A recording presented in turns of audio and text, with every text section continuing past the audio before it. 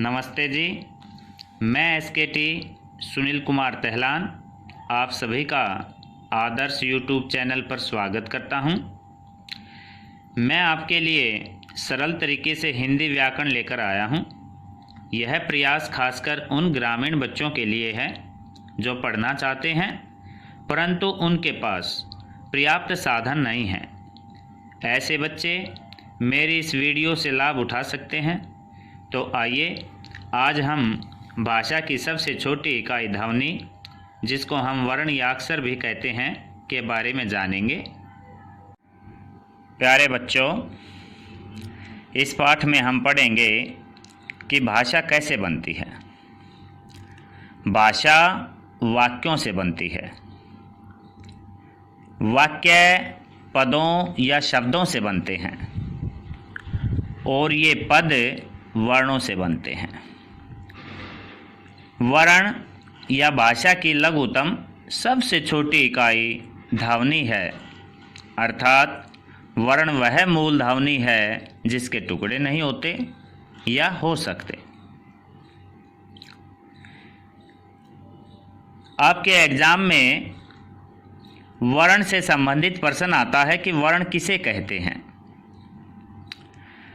वह छोटी से छोटी ध्वनि जिसके टुकड़े न किए जा सकें उसे वर्ण कहते हैं। हिंदी में वर्णों की संख्या 44 मानते हैं, किसी ने 46 माना है। संस्कृत में कोई 47 मानता है, कोई 48 मानता है। लेकिन मैं आपको बता दूं कि हिंदी में मूल ध्वनियाँ 52 हैं बेटा, 52 ध्वनियाँ हैं और लिखने में 44 वर्ण होते हैं। वर्ण कितने होते हैं? 44। इसके बाद आपसे प्रश्न पूछा जाता है कि वर्णमाला किसे कहते हैं। वर्णमाला वर्णों के क्रमबद्ध समूह, क्रमबद्ध होता है बेटा व्यवस्थित समूह को वर्णमाला कहते हैं। कई बच्चे कहते हैं वर्णों के समूह को वर्णमाला कहते हैं, लेकिन बेटा वर्णों के समूह को वर्णमाला नहीं कह सकते क्योंकि वो अव्यवस्थित रूप होता है। आप लिखेंगे ए, आ, क, ख, च, ठ, तो ये व्यवस्थित नहीं है। वर्णों का व्यवस्थित समूह होता है ए, आ, ई, उ, औ, रे, ए, ओ, औ।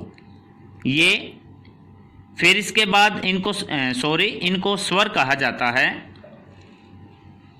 ये संख्या में 11 होते हैं। अंग ए ये स्वरों के बाद लिखे जाते हैं और व्यंजनों से पहले आते हैं। इनको अनुस्वार और विसर्ग ध्वनियाँ कहा जाता है। ये संख्या में 2 होती हैं, तो इनको अयोगवा कहा जाता है। अब हम सीखेंगे कि अयोगवा किसे कहते हैं। अनुस्वार और विसर्ग ध्वनियों को अयोगवा कहा जाता है। इससे पहले हमने सीखा था स्वर, लेकिन स्वर से पहले बेटा हम चर्चा करेंगे वर्ण पर ही। वर्ण के 2 भेद होते हैं। वर्ण के कितने भेद होते हैं? 2। एक स्वर होता है, दूसरा व्यंजन होता है। स्वरों की संख्या 11 होती है और व्यंजनों की संख्या 33 होती है। ए, आ, ई, उ, औ, री, ए, ओ, औ, ये 11 स्वर हैं। इन स्वरों को हमने 3 भागों में बांट दिया: हर्षव स्वर, दीर्घ स्वर, प्लुत स्वर। अब हम एक एक को परिभाषित करेंगे। हर्षव स्वर किसे कहते हैं? जिन वर्णों के उच्चारण में कम से कम समय लगता है उसे हर्षव स्वर कहते हैं। ये संख्या में 4 होते हैं: ए, ई, उ, रे। या हम कह सकते हैं कि जिसमें एक मात्रा का समय लगता है उसे हर्षव स्वर कहते हैं। फिर आता है दीर्घ स्वर। ये संख्या में 7 होते हैं: आ, ई, उ, ए, ओ, औ। इनमें 2 मात्रा का समय लगता है, हर्षव से दुगना समय लगे, अर्थात हर्षव में 1 मात्रा और दीर्घ में 2 मात्रा। इसके बाद आता है प्लुत स्वर, जिसमें 3 मात्रा होती हैं। संस्कृत में जो है 3 मात्रा के लिए एक चिन्ह बना लिया जाता था, जो ओ और मैं के बीच में ये लगा हुआ है। ओम, हे राम संबोधन, इसमें भी 3 मात्रा है, तो इसको कहेंगे प्लुत स्वर। स्वर किसे कहते हैं? अब प्रश्न निर्माण करेंगे। आपको मैंने बता दिया है स्वर किसे कहते हैं। स्वर स्वतंत्र होते हैं, ये बिना किसी की सहायता के बोले जाते हैं, इसलिए इनको स्वर कहा गया है। ये संख्या में कितने होते हैं? 11 होते हैं। इसका वर्गीकरण करेंगे। स्वर को कितने भागों में बांटा गया है? 3 भागों में, हर्षव, दीर्घ, प्लुत। अगर एक अंक में पूछ लिया जाए हर्षव स्वरों की संख्या कितनी है, तो आप बताएंगे 4, और दीर्घ स्वरों की संख्या कितनी है, तो आप बताएंगे 7। देखो बेटा, इसके बाद आता है व्यंजन। व्यंजन को भी 3 भागों में बांटते हैं, स्पर्श व्यंजन, अंतस्थ व्यंजन, ऊष्म व्यंजन। इसके अतिरिक्त अन्य व्यंजन हैं संयुक्त व्यंजन, ड और ढ, अक्षय, त्र, यज्ञ और श्र। इसको यज्ञ बोलते हैं ग्रामीण क्षेत्र में, यज्ञ, ग का ज्ञानी, लेकिन ये ज होता है, ज। अक्षय, त्र, ज, श्र। तो स्पर्श व्यंजनों की संख्या 25, अंतस्थ की 4, ऊष्म व्यंजन की 4, संयुक्त व्यंजन भी 4 होते हैं। ठीक है। अब व्यंजन किसे कहते हैं, प्रश्न निर्माण करेंगे। व्यंजन किसे कहते हैं? व्यंजन स्वतंत्र नहीं होते, ये स्वरों की सहायता से बोले जाते हैं। इनकी संख्या 33 है। व्यंजन में स्पर्श व्यंजन इसका प्रथम वर्ग है। इसमें 5 वर्ग बनाए गए हैं स्पर्श व्यंजन में, क वर्ग, च वर्ग, ट वर्ग, त वर्ग, प वर्ग। क वर्ग में 5 हैं, क, ख, ग, घ, ड।